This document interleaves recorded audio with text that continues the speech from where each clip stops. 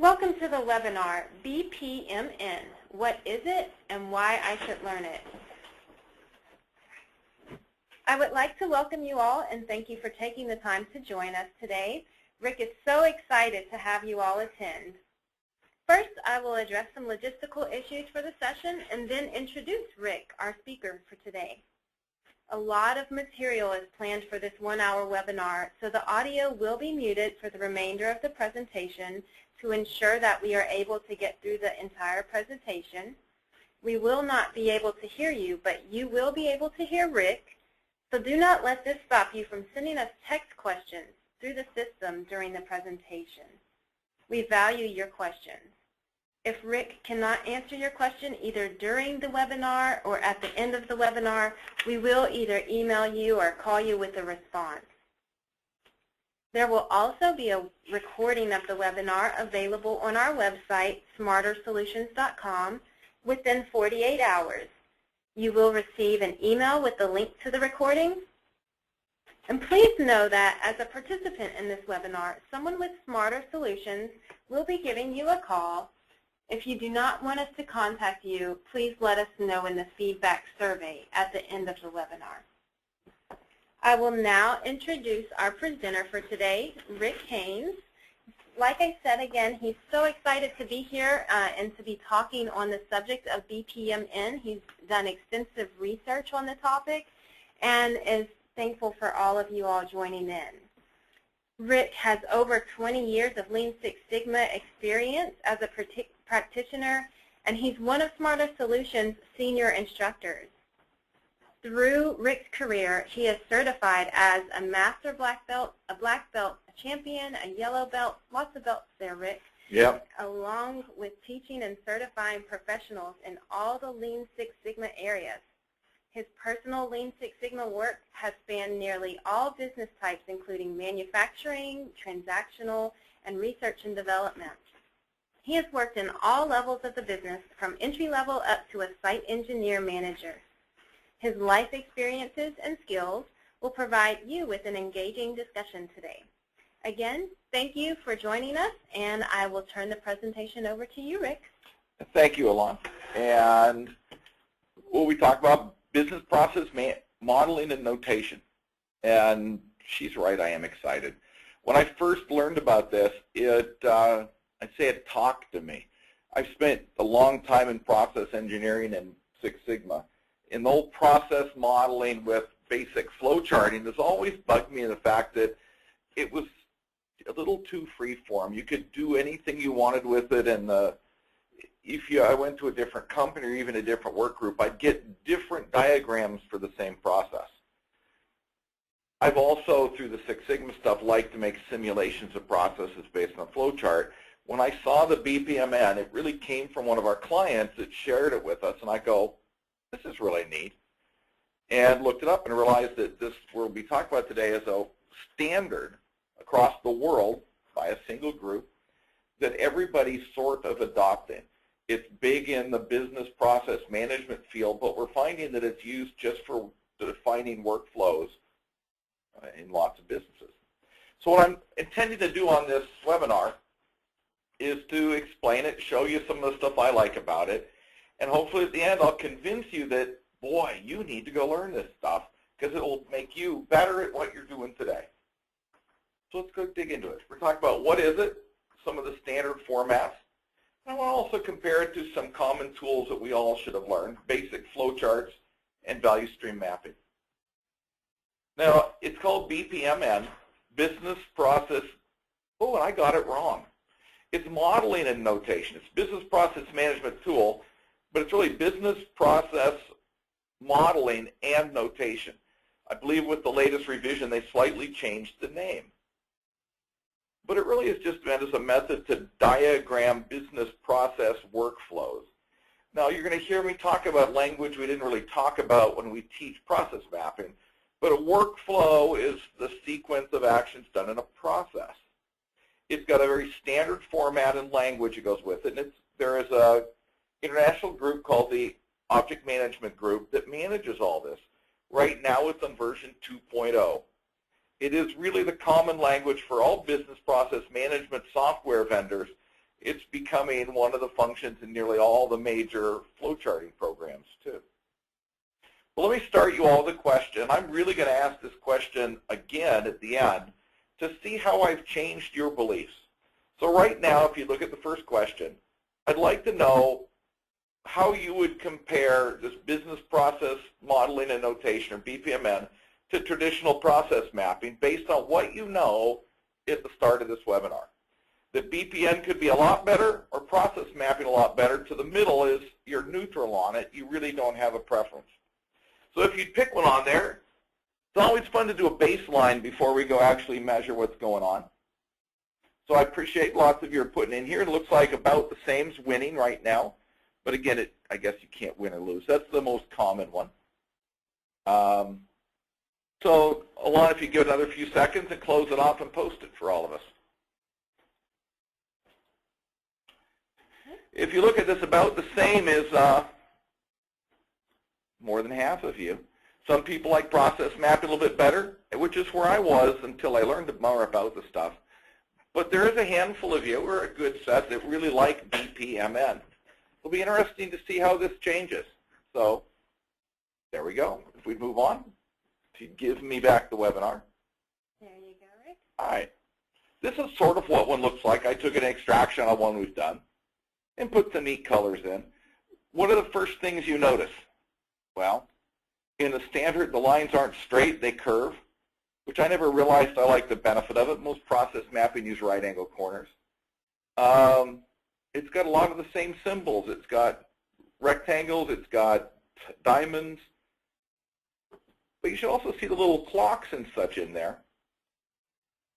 And there's the, I guess they're slightly pale yellow, but data sources.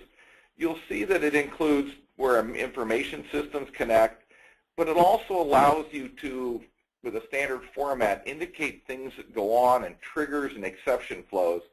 That's really the difference from traditional flowcharting, which wasn't real controlled.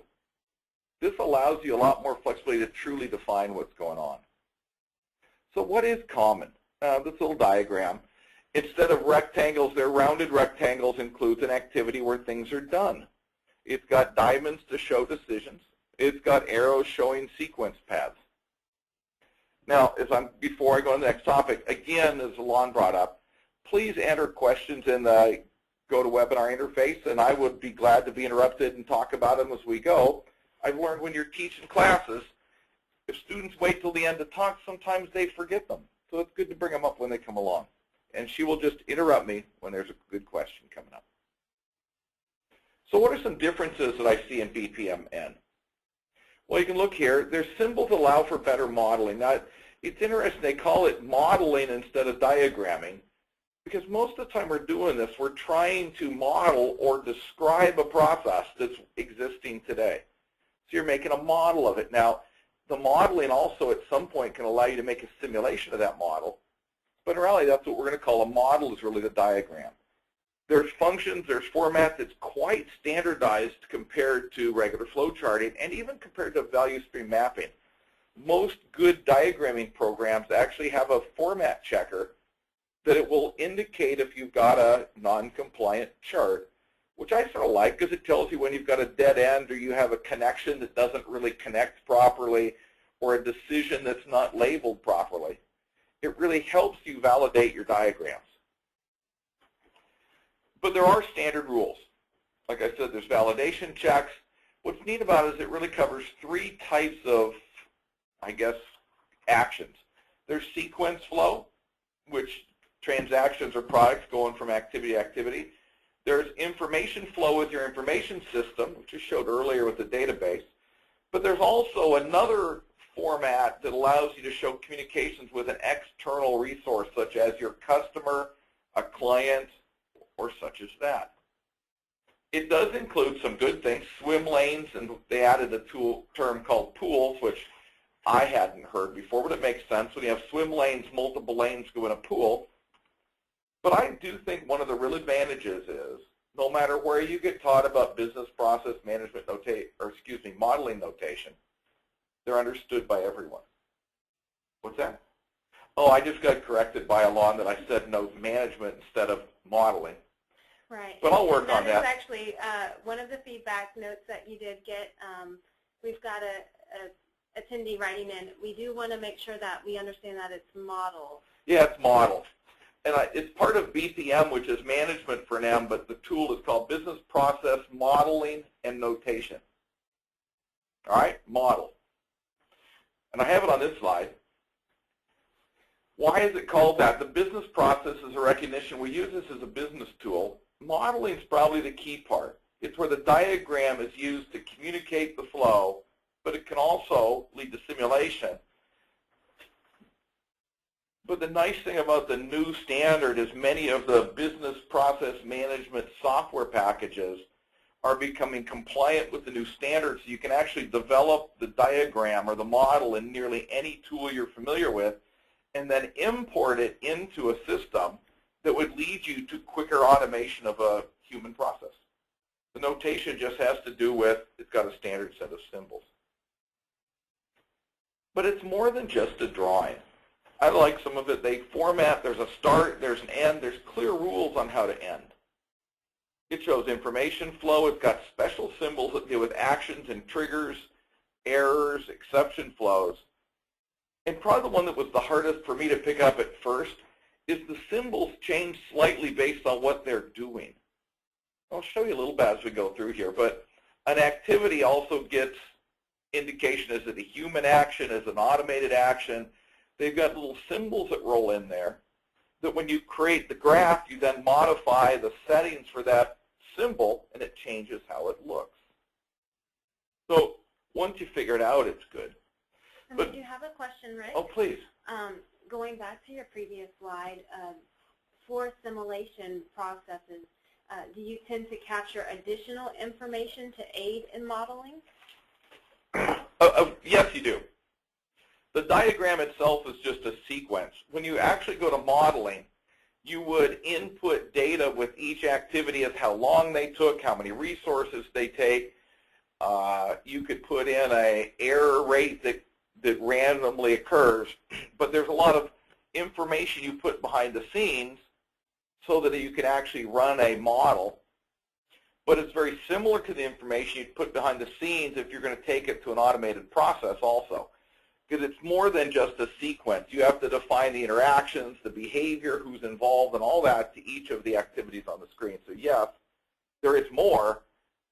And I guess I did simulations. My preference is a software called iGraphics Process for Six Sigma. And within that, behind every icon or symbol, there was a lot of information you entered to make it work.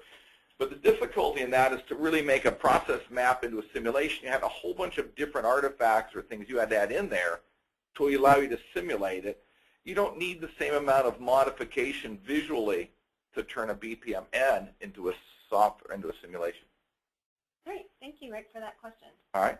And I'll let you go on. And as you go on, just for some new attendees, can you just explain again, cover just the basics of what BPMN is as you proceed? I'll keep going. Again, BPMN, Business Process Modeling and Notation, and I'll probably mess it up again. It's just another method and set of rules to diagram a process or model it. And we haven't got to them yet, but we're working towards it right now. But again, best of all is along with this, there's BPMN versions. The current one is 2.0. There was a 1.2 that's still in use. But really the new one, the 2.0, is really trying to standardize behind-the-scenes pieces. Built into this standard, there's an XML, which is sort of like HTML. But you can output the chart in a standardized format in this XML, which is the one that translates between software packages and platforms. It also, within that coding, within the XML, it shows how to collect the data to run simulations, which really allows you to have a lot more transferability or portability between diagrams. If you were working on process maps, if you build a process map in one software, it didn't import into any other software. It was very difficult. Even ones that said they would let Visio import them, they didn't import them with the same quality as creating them. So one thing to get around is this standard output format that you can use to translate between programs. What if you look at the books on it, it says it is the best method for diagramming customer-facing end-to-end processes. Could be a couple of terms. What's customer-facing? It's really talking about a customer and somebody external to your organization that interacts with the process.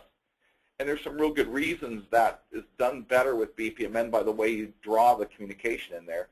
And an end-to-end means it's got a clear start and a clear finish at the process ends. End-to-end processes I'm seeing as a term used more and more in businesses around the world to really mean the full process. It's a little different than the value stream that you may have used in Lean Six Sigma, but it is a complete process. The nice thing about it, it also, if there's a chance that your process may go into an automation or IT or built in with web screens for people to use, this is the best platform to start with because it can easily translate into an automated process. It also, in the third one, it says it leads to standardization, but I would say almost all process maps lead to better standardization of execution. But we do find a lot of our clients specifically move to this to build better standardization, people execute better. And I think the real reason it might work a little better than process maps and value stream maps is because generally when you do one of these, you build all the exception flows into it, not just what's supposed to be the good path, but all the paths. Now there's some terms here at the bottom. Each has distinct usage. We'll talk about activities, events, data, sequence flow, gateways, pools, and message flows. What we talk about is called the Level 1 palette. And it comes from my favorite book on this topic that I know it's referenced later in the book. It's a BPMN Style Guide by Bruce Silver, and the full reference will be later in the presentation. But it's probably the best book I've found out there for talking about how to really use it. So let's talk about activities. That's where work's done. Rounded rectangle. It's the only element in BPMN that has an activity or a performer that's assigned to do something. Every one of these tasks has actions, ends in, and there's some end state. It can also be a sub-process or a child level process, meaning if you did the hierarchy or model, this one activity at one level could be drilled down to a series of other actions below. Here's some symbols that, as I'm talking the level 1, which is the simple one, there's a lot more complexity that I'm not going to talk about today, but for a person learning it, this is really the 90-some% solution. But look, there's 3 of them shown here. Abstract means you're not putting any constraint on what's happening. But the 2 is the user and the service activity. User means a human's running it. A service means it's completely automated, which means that something goes in, your computer processes it and has an output. Mostly, as it says here, these are verbs and nouns. There's an action on a task, what you're doing with an activity. Now, what's a sub-process? Now, this doesn't change for any process map, but it really is a collection of tasks and decisions that are contained within an overall activity. In BPMN, on the right, you can see what's called a collapsed sub-process. So if you're using a hierarchical diagram, you put this activity with the plus in the bottom of it, indicating that that would expand up to a more complex process. But they also have the ability to draw a sub-process within a high-level document, which is the lower example, which you can see is an arrow going into a large activity shape, big rectangle, and within it is a sub-process. So there's multiple ways to do it, and I think it's got a very standard format for showing how you can drill down or use more complexity as you work deeper in a process, because if any of us have ever done Lean Six Sigma or any type of process investigation, it's very difficult to write an entire process on a single sheet of paper. It really helps when you can use this hierarchy. Yeah. We have a question along that line. With the additional functionality of BPMN, is it likely that when we start working with the tool that we make it too complex? Is that possible? This attendee has said that they have found that it's for them. I have found that the ability to be overly complex exists in all of the tools, from a value stream map to a process map to BPMN. And the one thing I like about the BPMN, they start you out thinking hierarchially. That there's a high-level flow that's really all subprocesses, then start doing the tiers. It depends the question or how they were trained. I was trained with on process maps that there's 4 levels of process maps. The bottom one is what people do. The top one is what the upper management sees. So you start with different levels of complexity as you drill down. I think only value stream maps don't have they're at risk of complexity making them too hard. But most of us that do it, I think, when I always start my maps probably with too much complexity, but you realize that you just collect this part, make it a sub-process, put a single block up in the end. So yes, always a risk, but I think that with practice you avoid it. I don't know if that's a great answer, but it's the best I got on that one. Yeah, thank you, Rick. Gateways. We talked about activities. Gateways are where process sequence flows combine or split. Now there's what they call the XOR, which means it's one or the other. There's 2 symbols, the plain diamond you'd see in a flow chart, but also a diamond with an X in it, meaning you get one choice. There's also the parallel gateway, which has got a plus in the middle, which means if one goes in, 2, 3, 4, 5 go out together. So you have one, the first one, if one path goes in, only one goes out, but there's a decision made in there on which one it goes on. Parallel gateways, they all leave. Now, example of one here, the exclusive one, it allows one path out. And I think that's the format we use on normal process mapping, what a diamond means. You make a decision. Now, generally, there's even a format for how you annotate these charts. If you look at this one, the block before it is always where the decision is made. So it's an activity to make a decision. The exclusive gateway, then, is where the path splits, but you label it with what the decision was. So you see in the example at the bottom, you inspect it. The next block is determine if it's acceptable. Then it goes to the gateway, which it either is accepted or failed. Generally, we don't allow a gateway to be a decision. It's just the execution of a result that was done in the prior activity. Now, in this case, there's 2 paths, but you can easily use these for more than 2 choices where it would go. But it is clear a decision never exists in a gateway, and now that is allowed in basic flow charting. What's a parallel gateway? Parallel gateway means it splits from one into many. You see that a lot when a document divides up and goes maybe to the graphic artists and the text writers. You'll see a lot of that going on, or if you're trying to design something, once the design goes out, it'll go out to the mechanical engineers, the electrical engineers, and maybe the architects to build it all together.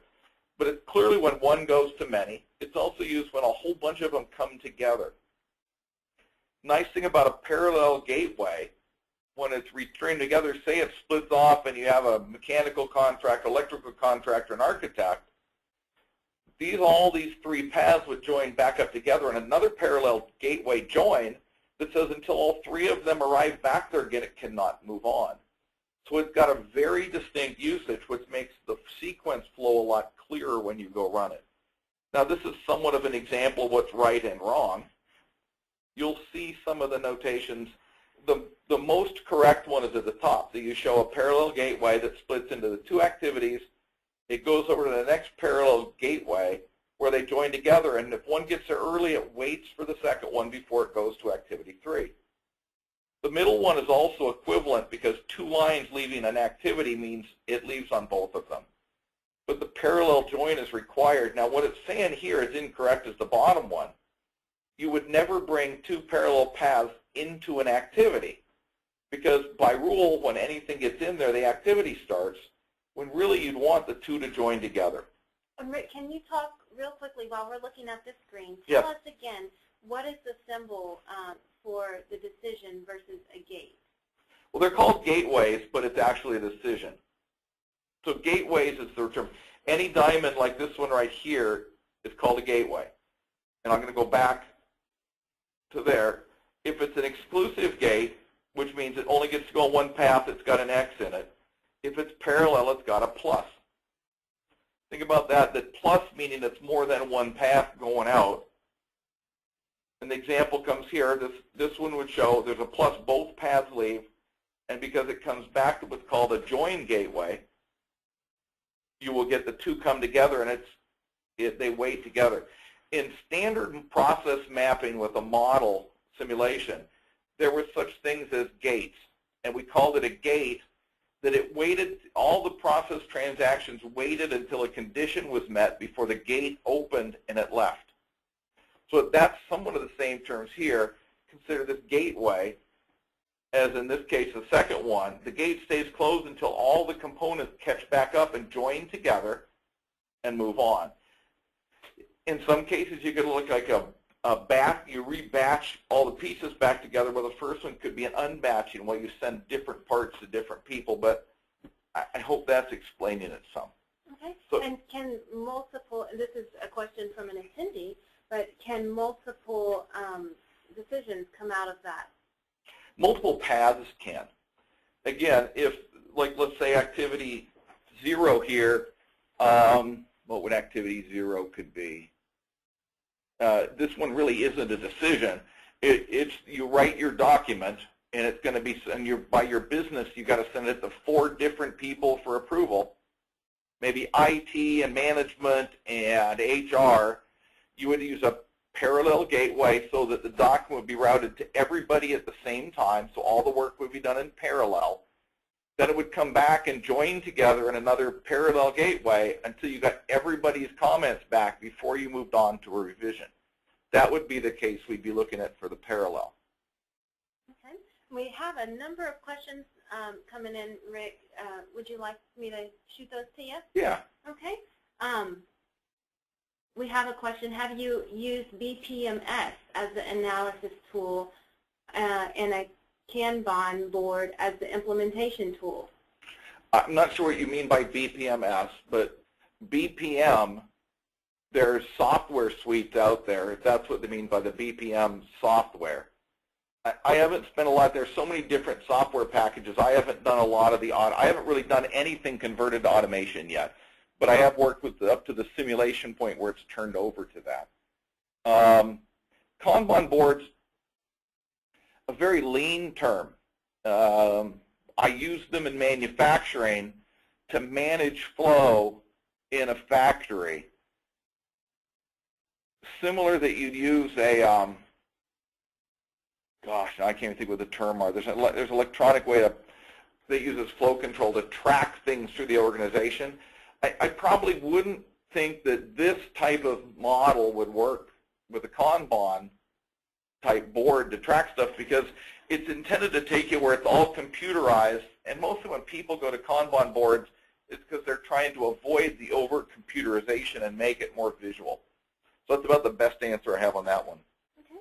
And have you ever considered the value of the event-driven gateway? We're not getting there in this discussion. Okay. Yeah, that's really a more complex topic. I'm going to talk to event-driven things that drive to an activity or a gateway. Not quite that complex. I think that's a, I hate to say that I just don't want to talk about that one right now. Probably a better way to look at it. I haven't got to events yet, which is our next slide. Okay. So events, what is an event? They use a circle for events in BPMN. And you can see here I got starts. You have ones that go on timer, ones that come with a message. The multiple one with the pentagon in it is there could be multiple ways it gets triggered. And then there's the multiple parallel one, which means you have, it triggers parallel events. Now, the rules on this are every sub-process must have one start event, and the start event's usually the plain one, because what's coming into the sub-process defines what's going on. You see these other ones basically at high-level processes. Now, every process should have a start, but you can have multiple starts, and we're going to soon see multiple ends to a process. There could be a message start, a timer start, a plain start. There can be lots of starts. And again, this is the level 1 list. The list is actually longer. There's other things. End events is how you end. One thing I like about BPMN is that you can define a little bit better what happens when something ends. The 4 basic ones are it just ends. It ends with the sending of a message. Now, terminate end means the entire sequence is done. Like that's when you get a scrap part, that's terminated. It never makes it to later steps in the process. So in the middle, you can actually terminate it with one of these end states. Multiple end means that multiple things happen on an ending when you finish a process. Now, if you notice the difference between the starts are thin line circles, ends are big dark circles, and the icon in the center is black. Quick question Yeah. here, Rick. Can we have multiple messages coming into the start? Yeah, you would generally have a different message start for each type of message that may start it. Now, you can be as complex as you want. You can say all the email ones go to one start, or you can have a different message start for different types of emails from different people. It depends really what's going to happen when it comes in. But no, you can use them at. Now, what I really don't talk about here were called intermediate events. They're a little more than I was going to talk today. That's when the circle has got two circles that are concentric, one inside the other. You would have these symbols, but there's probably about 14 different start and end types, but I'm only going to talk about these 4. Okay. Example of a process here, just sequence flow. It starts with a thin line circle. There's an inspection. You determine if it's acceptable. Once you've decided, it goes through the gateway, so it either goes accept or fail.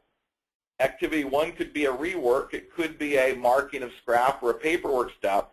But notice that one goes to a circle with an X, which is an end of process. The accept one goes to a round circle, which is just the end.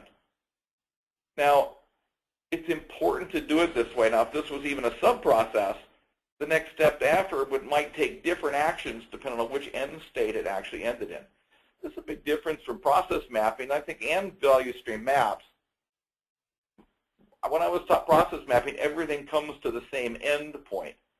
This can have different ends all over your diagram based on the state that you wish to be or what happens when you get that state. So you can have many ends. Sequence flow, now you saw that that's a solid line with one arrow on the end. And by convention, and I don't think it's a have to, but by convention they're generally curved at corners, so they're not straight lines. This represents a transaction going from one place to another, a product, but it's really the movement of an activity from the finishing of an activity to a new activity, or we'll call them nodes, but they're in sequence. They can connect just about anything within the main diagram, which is activities, gateways, and events. This is not used for data communication or talking to customers or external processes. There's message flow. Got a circle on the end, a dashed line, and an open head arrow. This represents communications outside of your organization, to a customer, to another group in your business, to a supplier. But you're actually defining if you ask them something, the arrow goes out. If they give you something back, the arrow comes in. It may connect any activity, message, event, or anything to an external pool, which is a swim lane for an external organization, which isn't really another thing I like. We're not really to it yet in this. The way you represent customers and external groups is wonderful in BPMN. They show them as a swim lane that's disconnected with no process steps in it. That you recognize that there's an external process that you're interacting with that you may not know about, but you just talk about the communication between them. Mm-hmm. And one question, Rick, can this external pool be a system? If it's a system, if you mean system like a database, a ERP or such as that, there is a different symbol for dealing with a IT system. Yeah, there's just a distance. This is really to indicate a different entity that has its own process. It could be automated, it may not. It's like requesting something from a supplier or a customer, or even going out to HR to get information and then coming back that you really don't care how they do it. You just ask a question and get a response. Okay, thank you. You bet. Now, we talked about the palette. I'm going to talk about pools here on the right. Pools are rectangles, same rules you would have seen for a regular process map. They can be horizontal or vertical. There is a naming convention a little bit that's not required, but it's a convention. And you can see in the diagram on the right, an external pool would be like your customer, and you can see that communication line there. You receive a message into the activity, information you need to do your business. And on the bottom one, there's the internal process pool named after the process. And then each swim lane is either an organization or a group or some convention you use, but they all exist within one organization. That's what I want to talk about that one. But again, you can see what the external pool looks like, but it never has process steps. I think I covered this. Multiple pools are separated. Oh, you always use the message symbol to communicate between pools, but never within a pool. So across swim lanes, you use sequence flow or information flow, but not these message flows. Message flows are only between swimming pools. All right? And I guess this is what I struggled with when I learned it. Why would you not put process steps in like your customer's pool? You know, you want to design, you request a design thing, they must have a process to design it, approve it, and send it back to you, but why would you not want to document it in BPMN? It's because we really don't know. We can guess, but it really doesn't matter what our customer does. We request information, they give it to us. So it's still been a tough one for me not to put things up there that I know, but that's the way we do it. Another example of one here, a little bit expanded, but you can see sequence flows, solid black lines. You can see a sub-process called an expanded one that we've built the sub-process diagram within this diagram. And you can see the message flows. I receive a message to activity 1 from my customer, and in activity 2 I send them back a result. Could be like receive an order, and activity 2 could be sending the shipment notification. Something like that. All right. Now, we talked about interaction with systems. I'm assuming it was about data. There's 2 formal methods to deal with data. One is a data object that's created and passed to another organization or another activity. And then there's a data store, which is interacting with one of your business systems. Example here, if you do a credit check, when they approve the credit check in an order, that approval gets sent over to the process, the order activity. But if processing order, they will update the customer history to say they made an order. So it's a one-directional input into the data system. That's what the second one would be. So again, the one that looks like a big, I would laugh if you were in Austin. I say it sort of looks like the Round Rock they named Round Rock after. But it's more like a pedestal. That's a data store. I guess it signifies a big disk drive, which the other one, and the order number of the data object looks like a sheet of paper. But it's meaning, this is meaning electronic data when you use these these dotted lines with an arrow. Annotation. They actually have a format for annotating or marking on a diagram. It's this open, right side open box with a dotted line over to the item, so you can name stuff. You can put descriptions in there. You can talk about who it is. These are not active in the simulations. They're just help you see or communicate what's going on. Now, all good programs, if you want to write a text box in there, this is the format it would create it on. Rick, we do have some questions back Go ahead. to the swim lanes and pools.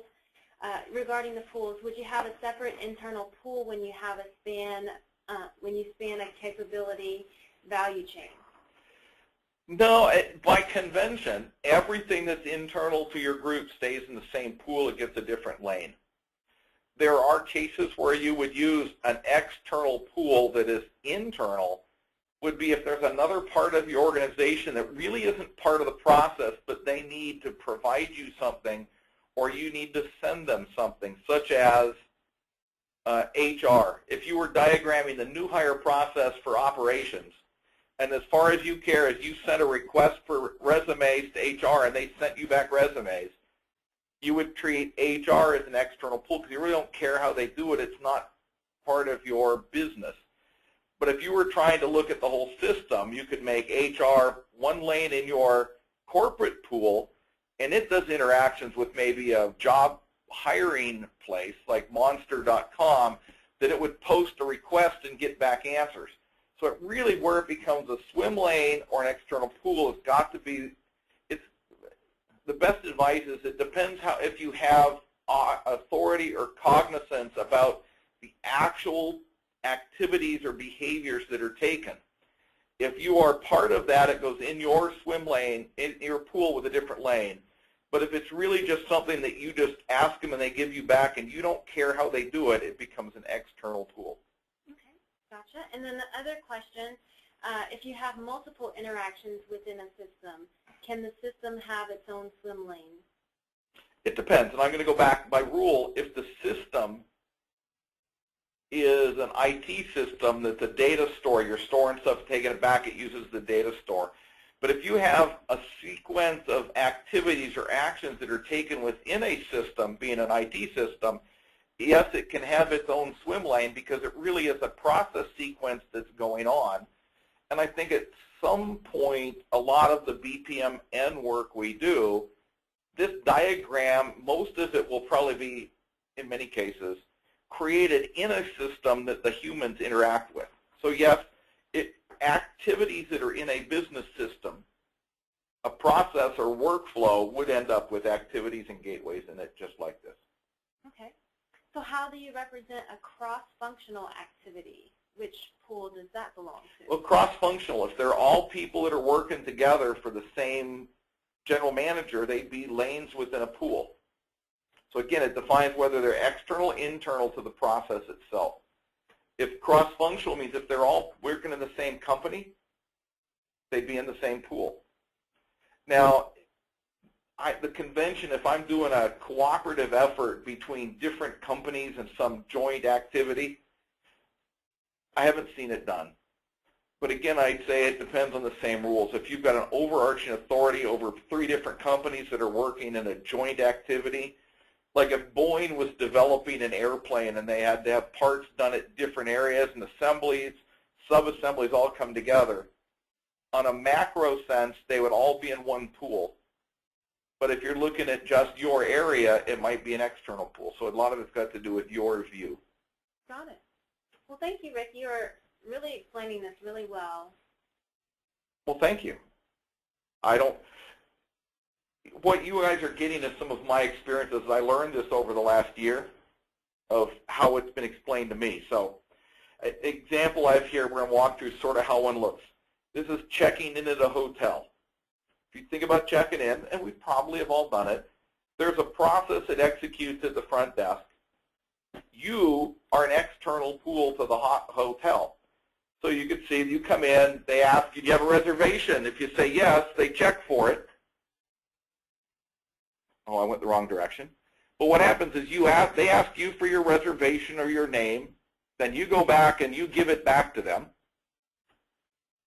So you can see that here. So they've requested information, you give it to them. Then they check in the database to see if you have a reservation. Now, at this point in this activity, they know if you have a reservation or not. If the answer is yes, you go up to this path. Then they ask you, how are you going to pay for it? I'm going to give you a credit card. Then they update that information in the database. But if they didn't have a reservation, what would happen? They'd check and say, do we have any rooms available? Notice this is an activity with a plus in the bottom, meaning it's a sub-process. There's a lot of stuff that goes on. Then they would know at the end of this, do I have a room for you or not? If I have yes, I go up to the collect information activity. If it's no, I will refer you to another hotel. Now, if you're in the upper path and I've collected the information, I've logged the payment information in the database, the next question is assign a room. Well, you go to the database, you get a room assigned. The last step is I give them a key. All right? So then we're done. You go here, this is the one that looks like a bullseye. If I have to refer them to another hotel, my hotel process is terminated. But in reality, after the keys, this process ends. I might then go to another process that could be hospitality. I may explain to them what's around the area, what they want for dinner. The process may continue, but the check-in one is complete. Now, I guess it's not in here. It's probably too complex for my 1-hour talk here. But with the diagram here could be a sub-process to the entire hotel process. So a sub-process may have this external pool that you interact with, just like a high-level process. All right. Why on this? Why is there a message arrow going into the provide keys? Yeah, I'm looking at that myself, thinking that that should be going the other direction. You provide them keys. Oh, I think I know. It's just not labeled. That's when how many keys do you ask them how many keys do they want. That's what this is supposed to mean. Okay. Because a communication would not be giving them keys. The communication is when information is transferred. And I know with me they ask, and it looks like just the label didn't copy over to this chart, but how many keys do you want? Do you want 1 or 2? So yes, you get an information that you need from them before you provide keys. Gotcha. And also, can there be information coming back from the database? Yeah, you can, but it depends how it interacts. I haven't seen that convention. What they don't have is a double arrow. It seems like when you query the database to get an answer, it should be a double arrow. But the convention that I've been taught and shown is that when you send something to the database, you don't necessarily draw an arrow back for the answer. So that's just not in the conventions I've learned, but it looks like I'd like a double arrow or 2 arrows, but this is standard here. Okay.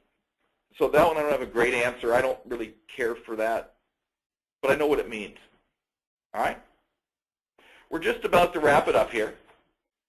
What are additional benefits? If you notice, I haven't taught you how to do this, but I've given you some excitement about the things you can do. Probably the favorite one I get, again, I said earlier, is the software can validate your process for you. It will tell you if you made a bad diagram.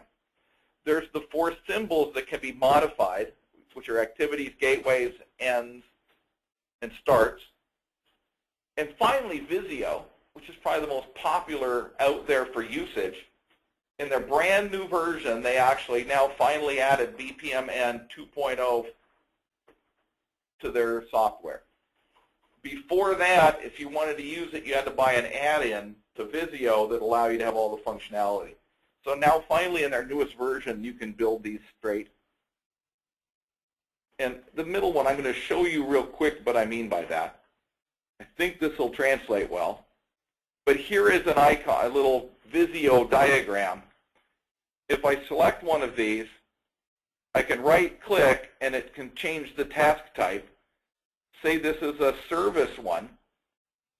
You can see I get that symbol in it. So after I create something, you build it just straight. You can see task, gateways, or intermediate or end events.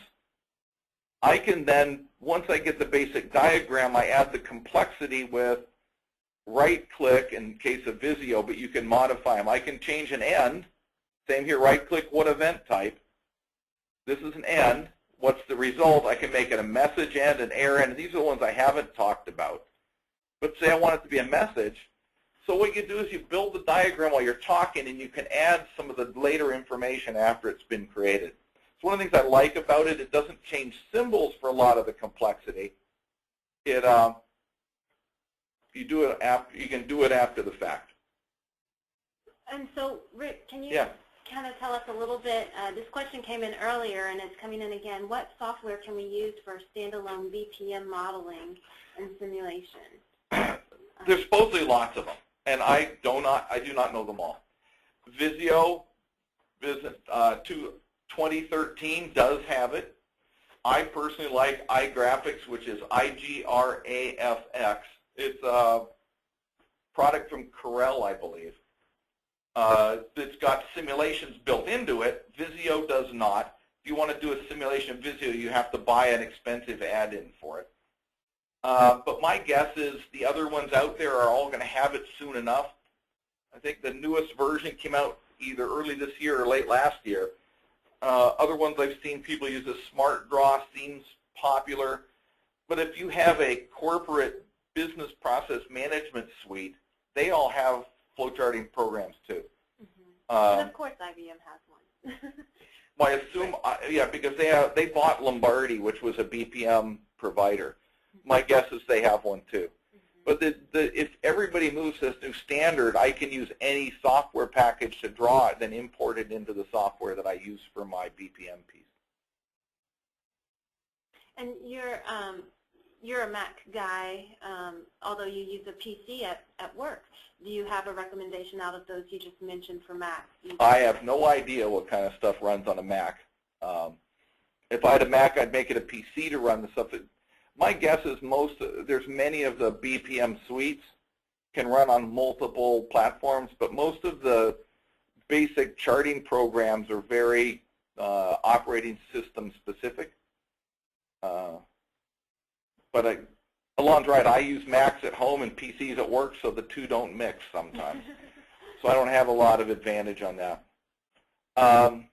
What should you do if you like this topic and want to learn more?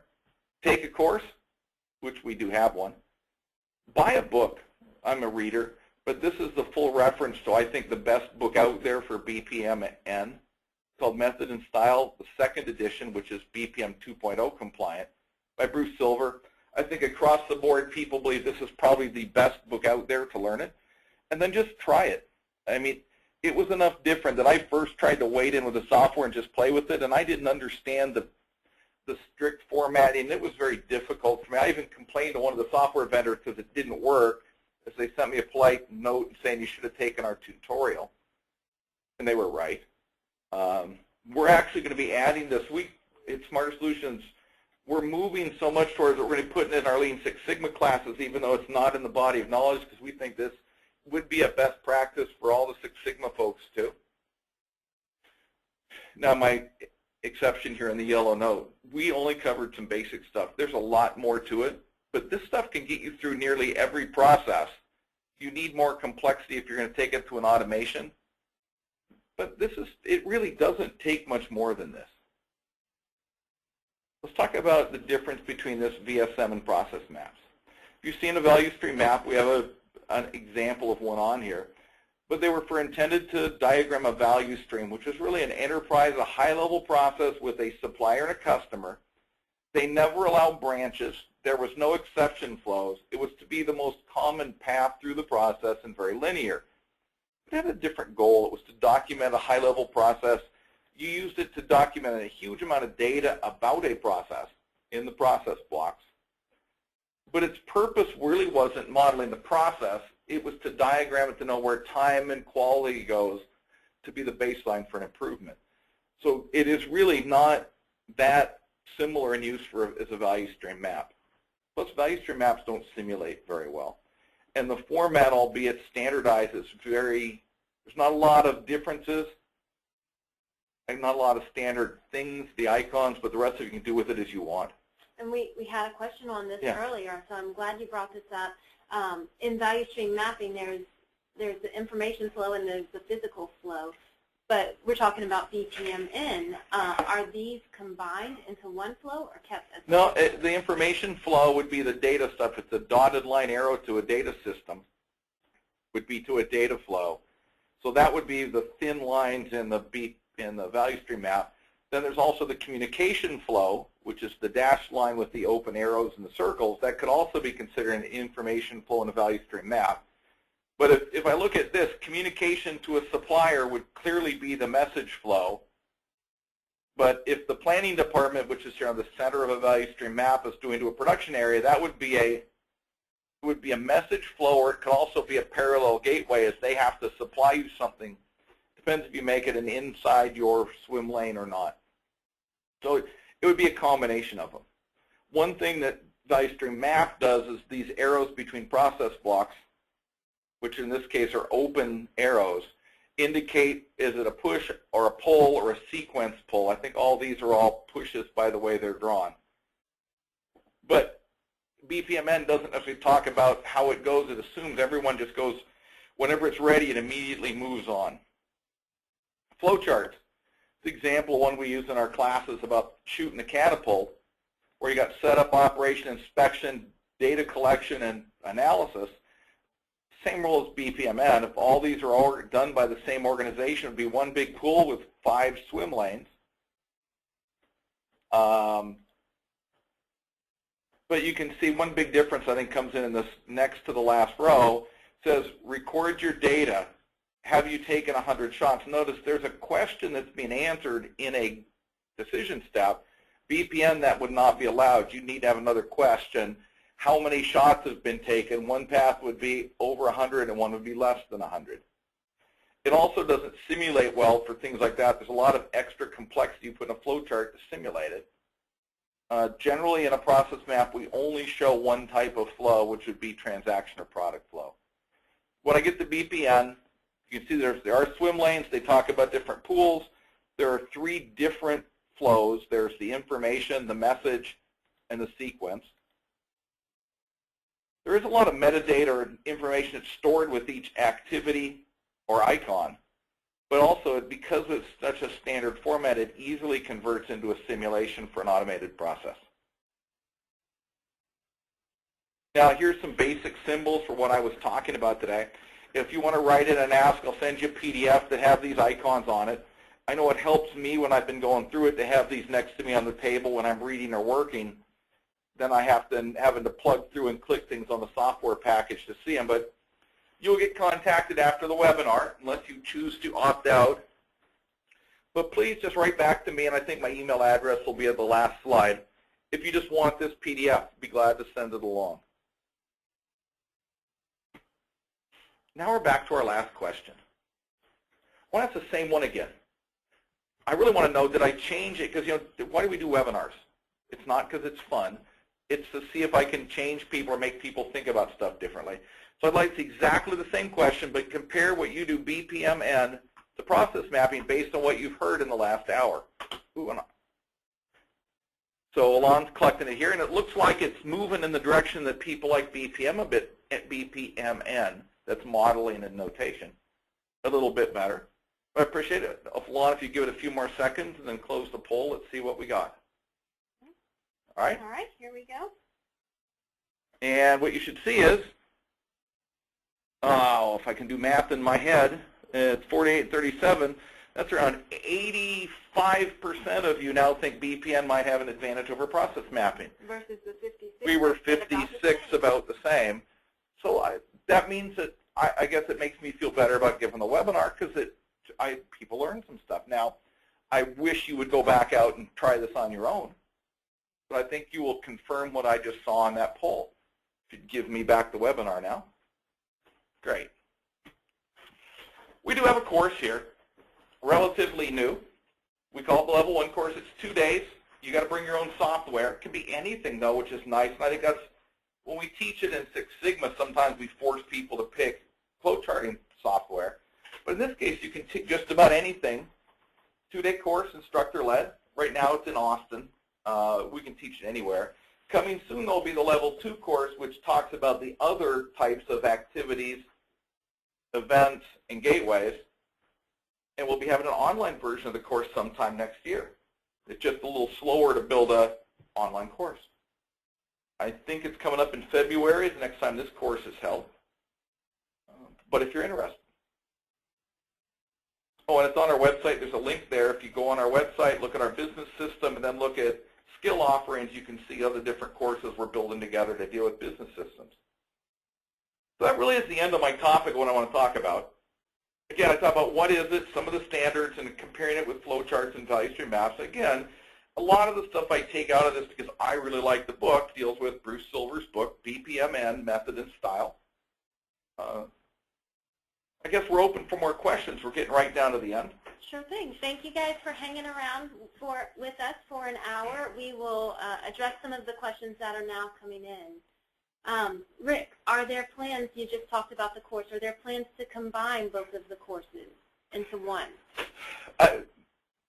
Well, based on input we've got on a market research effort and in a prior webinar, I don't know if we'll ever combine them into one. We'll probably have back-to-back courses for the level of complexity because everybody may not need all of them. I think we're going to end up with 2 courses that when we teach it, they'll be back-to-back in the same week that you can stay on for the second one or catch it on later. We're finding in the current economic environment here in the U.S., it's very difficult for a lot of our clients to be away from work for a long period of time, for like a whole week for a class. So we've been getting requests to break it up into smaller pieces is what we'll be doing on this. So you can take the first one and come back and get the second one later without a real loss. Okay, great. Also, does the course, is it going to cover how to build working simulations? Not the Level 1 course. The Level 1 course is going to be talking about how to build the basic diagram. The Level 2 course, when we get there, which is a little tougher to write, is going to talk about more of the issues. The difficulty with simulations is it appears that every software has slightly different nuances to their simulations. But we will talk about the basics, what you have to do. We probably will not talk about every software, but we will take it through a single simulation using the software that I like, if I'm teaching, which is the iGraphics software. The iGraphics, that was another question. But I only like that because I've been using it for a while. It's not necessarily, my learning curve, therefore, is smaller. But it should give you enough to take you to the automation in any software package that does automation. We're working with a couple companies. We may or may not have inputs on the slight differences with some of the big players. But there's so many people out there that use this standardized format, we could never teach them all. Our goal is that no matter what you're using, you could do enough to build a simulation. So we'll talk about the standardization piece of it, but maybe not the software-specific stuff. Okay. Oh, do you ever expect to offer this course online? Yes. Sometime next year, probably. If my boss is right, it'll be in the first quarter. If I get my way, it'll probably be the second quarter. But we're negotiating that one right now. Great. But it's in work. It's just not ready. It's just a lot tougher to do all the troubleshooting and diagnostics for an online course if you've never built one. So that's what we're struggling with, getting all the pieces together and building tutorials. And it's not as easy as writing slides. Any more questions? We do have a couple outstanding ones. If there's anything I missed, just let me know, guys. But the last one I've got here is just BPMN Product Tech Souls market their tool as a WYSIWYG point-click enterprise application. And WYSIWYG, what you see is what you get. But the point of this is that there's different companies will implement the actual graphing differently, but the concept is if you can build this diagram, that is exactly what the process will do, which is I still think a little bit different from process mapping because we're allowed not to put some of the exception flows, errors, or if there's 3 different ways to do it, we generally process map the most common one where you, in BPMN, you draw every potential path that could ever go through. That's why it's a good standardization tool also. Again, guys, thank you for staying around and asking the questions. Just a couple more, Rick. Do you know if it'd be possible to import Visio's 2013 BPMN maps into iGraphics for process simulation? I haven't tried it. Both iGraphics and Visio in their latest versions introduced the standardized XML drawings. I am pretty sure that Visio itself doesn't import very well into the iGraphics tool. But the intent, though, and I haven't tried it, is when you export it in this XML format, that format should be importable from every compliant program. But I haven't checked it. Visio's always been importable, iGraphics has been able to import Visio diagrams to give you the picture, but on earlier times it did not bring it in as a process map. It brought it in as a vector graphic, so it didn't have a lot of the ability to attach simulation metadata to an icon. Hopefully it will, but I haven't tested it yet. iGraphics says their XML importer exporter is in beta test right now, which probably means they haven't got done finishing with all the little pieces. But the intent is that you can export from one and import. If you're a Visio user and want to simulate, there are some very good add-ins to do it with your Visio drawing, which is what I'd probably recommend. And if you're asking me for a recommendation, I don't know the names of them offhand, but I think you can just look up on the internet and find them. Yeah, well, one attendee is recommending a software called Bizagi, B-I-Z-A-G-I. Okay. So that's another one. But it looks like we're kind of. I know it's about time to wrap this up. We're at 1 hour and 5 minutes on an hour webinar. If there's other questions that we haven't answered, I'll look through them all and maybe send you all an email on them if there's something really fun in there that I missed. For sure. Well, thank you, Rick. It was a fun topic. A lot of activity. I really appreciate all the questions, and you made me feel good that you changed your opinion on it through this webinar. I appreciate it. Again, if you wish to email me, there's my address. I'll send you a copy of the symbols. And at the exit of this survey, you will get the webinar, you'll get a survey pop up. Really appreciate it if you answer the questions. It just helps us with some of our market research, but it's also a point that you can opt out on a phone call. You will still, we said we'll get the webinar will be posted within 2 days, that we say, that you will get a link that you can watch this again, you can share it with somebody, but you will get an email about the posting of this later. So thanks again, everybody. Have a good day.